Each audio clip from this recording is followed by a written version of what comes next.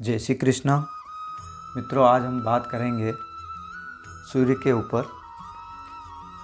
सूर्य का जो रत्न हम धारण करते हैं, माणिक्य रत्न, जिसको रूबी भी कहा जाता है। अक्सर लोग रत्न धारण करते हैं, लेकिन गलत रत्न धारण करने से नुकसान भी काफ़ी होता है और जाने अनजाने में लोग गलत रत्न भी धारण कर लेते हैं और फिर कहीं ना कहीं वह नुकसान कर बैठता है। सूर्य के बारे में ये जान लीजिए मित्रों कि सूर्य आत्मबल है, पिता है, तेज है, हृदय है, भाग्य है, सरकारी क्षेत्र है, शारीरिक बल है, मान सम्मान है, पद प्रतिष्ठा है, राजा हैं, राजपाट। इतनी बातों को सूर्य प्रतिनिधित्व करता है। इनसे भी और ज़्यादा बातों का प्रतिनिधित्व करता है। मैंने आपको एक समरी में बताने के लिए इतनी बातें बताई कि कहीं न कहीं सूर्य का इन बातों से जुड़ाव रहता है। सूर्य और ये बातें एक दूसरे के पूरक बनती है। सूर्य से ही इन बातों को देखा जाता है। और मित्रों, सूर्य यदि आपकी कुंडली में बलाबल में कमज़ोर है तो आप उसका रत्न माणिक्य धारण करें और उसे बलवान बनाएं। लेकिन मित्रों, एक बात का आप अवश्य ध्यान रखें, कोई भी स्टोन आप पहने, रत्न पहने किसी भी ग्रह का, तो पहले कुंडली अवश्य देख लें। जन्म कुंडली को अवश्य देखें, उसको जांचें, परखें कि वास्तव में रत्न की आवश्यकता है या नहीं।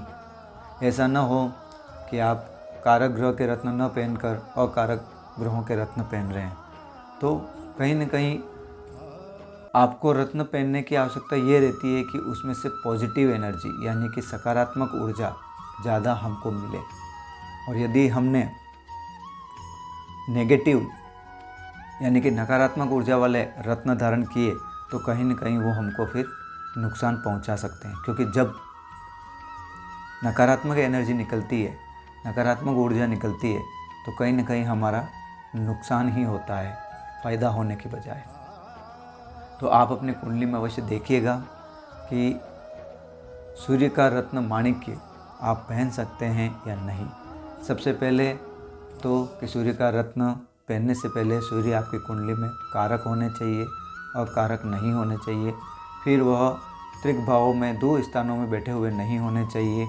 इसके अलावा अगर वहाँ भी बैठे हैं तो क्या रत्न पहना जा सकता है, ये सब परिस्थिति आपको देखना है। उनका डिग्री अंश देखना है कि डिग्री अंश में क्या कितने हैं वह बलाबल में, ये चीज़ें भी आपको देखनी है। इसके अलावा मित्रों, आपको यह भी देखना है कि उनके ऊपर किस ग्रह की दृष्टि पड़ रही है, उनके साथ किस ग्रह की युति बन रही है। ये सारी बातों का आप ध्यान रखिए और ध्यान रखने के बाद, ध्यान कुंडली को अच्छे से देखने के बाद आप बाद में ही वह रत्न धारण करें। मित्रों, सूर्य का जो रत्न है माणिक्य, इसका केमिकल फार्मूला जो होता है वो होता है Al2O3। यह इसका केमिकल फार्मूला होता है, जिसको बोलते हैं एल्यूमिनियम ऑक्साइड, यह बोला जाता है। तो ये इसका केमिकल फार्मूला है। और विशेष रूप से मित्रों, यह क्रोमियम नाम की धातु से बनता है। इसमें बहुत सारी धातुओं का कंपोजिशन होता है, लेकिन सबसे ज़्यादा जो धातु पाई जाती है वह क्रोमियम होती है। इसके कारण इसका रंग जो होता है वह लाल रंग का हो जाता है और कोरंडम प्रजाति का होता है यह मित्रों। इसके अलावा मित्रों, कोई भी रत्न जब हम पहनते हैं तो उसमें 2 चीज़ें देखी जाती है मित्रों, उसकी स्पेसिफिक ग्रेविटी और रिफ्रैक्टिव इंडेक्स, आपेक्षिक घनत्व और अपवर्तनांक। आपेक्षिक घनत्व उसमें देखा जाता है, तो उसमें आपेक्षिक घनत्व जो होना चाहिए वह 3.95 से 4.00 होना चाहिए। और उसका अपवर्तनांक जो होना चाहिए मित्रों, रिफ्रैक्टिव इंडेक्स, वह 1.75 से 1.78 होना चाहिए। ये होने पर ही वह रत्न अच्छे से आपके शरीर पर, आपकी बॉडी पर काम कर पाएगा। दूसरा मित्रों, उस रत्न को धारण जो किया जाता है वह आपकी रिंग फिंगर में धारण किया जाता है, अनामिका अंगुली में धारण किया जाता है। इस बात का आप ध्यान रखें मित्रों। अब सबसे बड़ी बात मित्रों कि ये जो आपेक्षिक घनत्व और अपवर्तनांक है ये कैसे काम करते हैं। मित्रों, आपेक्षिक घनत्व जो है वह क्या करता है, सूर्य की किरणों को स्पीड से यानी फोर्स से अपनी ओर खींचता है, अपनी ओर आकर्षित करता है, क्योंकि ये उसका भारीपन संगठन है, उसकी संरचना है। तो ये सूर्य की किरणों को अपने में एब्जॉर्ब करता है, अपने में खींचता है स्पीड से, और उन सूर्य की किरणों को फिर वापस यह रिफ्रैक्टिव इंडेक्स यानी कि अपवर्तनांक वापस रिफ्रैक्शन करता है, वापस फेंकता है। तो जब यह वापस सूर्य की किरणों को फेंकता है तो उसमें अपनी किरणें मिला लेता है, और जब इसकी किरणें इसमें मिल जाती है, रत्न की किरणें, तो वो किरणों को फिर वो वापस रिफ्रैक्टिव करता है, वापस छोड़ता है। हम जो अंगुलियों पर जो रत्न धारण करते हैं, अंगुलियों पर नसें हैं और नसों से जुड़ी हुई है, वो नसें हमारे अंदर जो चक्र हैं उन चक्रों से जुड़ी हुई है।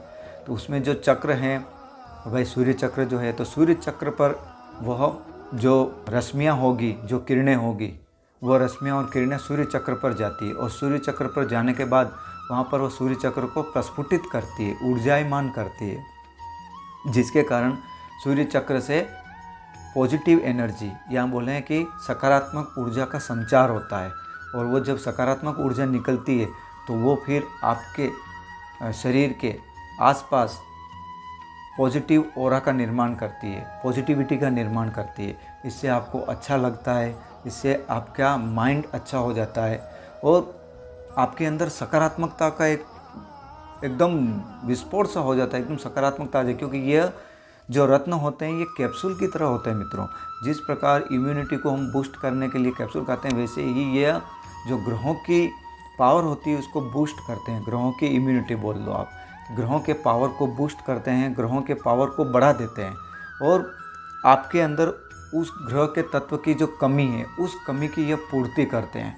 और जब वो पूर्ति हो जाती है तो फिर वह ग्रह आपको अच्छा प्रभाव देना शुरू कर देता है। अच्छा प्रभाव तो पहले भी दे रहा था, लेकिन वह पहले ऊर्जायमान नहीं था, ऊर्जा से पूरा भरा हुआ नहीं था। इसके कारण वह अपना पूर्ण रूप से आपको प्रभाव नहीं दे पा रहा था। लेकिन जैसे ही आप रत्न धारण करते हैं तो रत्न क्या करता है, उसको ऊर्जा से भर देता है, और उसके बाद में वह अच्छा प्रभाव देना आपके शरीर पर शुरू कर देता है, और पॉजिटिव ऑरा का निर्माण हो जाता है। तो इस प्रकार मित्रों यह रत्न जो होते हैं यह आपकी कुंडली पर काम करते हैं। और एक बात का मैं वापस बोलता हूँ, अवश्य ध्यान रखिएगा, कोई भी रत्न सोच समझकर कुंडली को अच्छे से जांच परखने के बाद ही पहने। क्योंकि रत्न कोई भी हो, अगर वह कुंडली में नकारात्मक प्रभाव दे रहा है तो निश्चित मानिए अगर रत्न पहनेंगे आप तो उसकी नकारात्मक ऊर्जा से आपको और समस्या खड़ी होगी। इससे आप पहले कुंडली में देखें कि आपको वास्तव में कौन सा रत्न पहनना आ रहा है, वही रत्न आप कुंडली में धारण करें। तो मित्रों, आज मैंने आपको सूर्य का माणिक रत्न के बारे में बताया। आगे मैं आपको नेक्स्ट जो भी रत्न होगा उसके बारे में आपको बताऊंगा।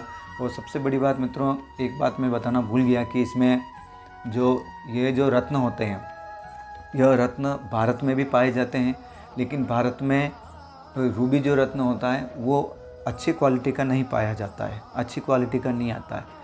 सबसे अच्छी क्वालिटी का जो रत्न पाया जाता है वह पाया जाता है बर्मा में, जिसको हम ब्रह्म देश भी बोलते हैं, वहाँ पर पाया जाता है।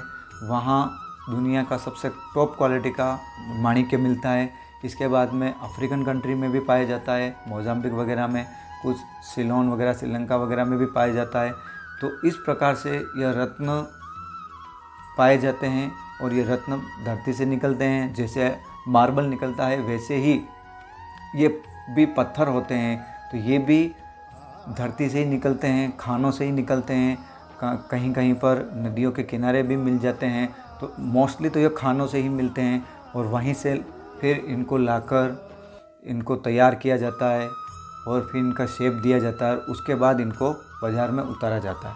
तो मित्रों, रत्न जो होता है, एक बात का ध्यान रखिए मित्रों कि कोई भी रत्न अगर आप अपने ऊपर किसी का प्रभाव लेना चाहते हैं तो 3 चीज़ें होती है। एक चीज़ होती है जड़ी बूटी, दूसरी चीज़ होती है धातु, और तीसरी चीज़ होती है रत्न।